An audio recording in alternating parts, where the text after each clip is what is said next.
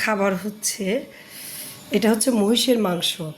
আমি রান্না করেছি খাড়া মশলা দিয়ে, এবং মহিষের মাংসের তেল খুব কম কম পরিমাণে থাকে, খেতেও সুস্বাদু।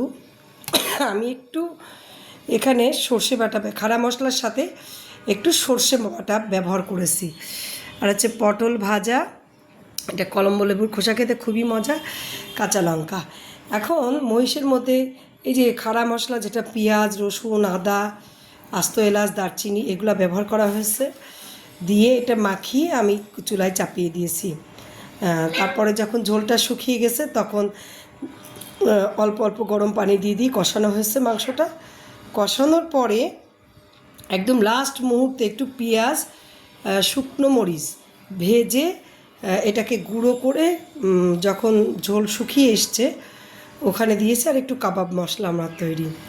এটা মানে একদম মোমের মতো গলে গেছে, খুবই মজার একটা মাংস।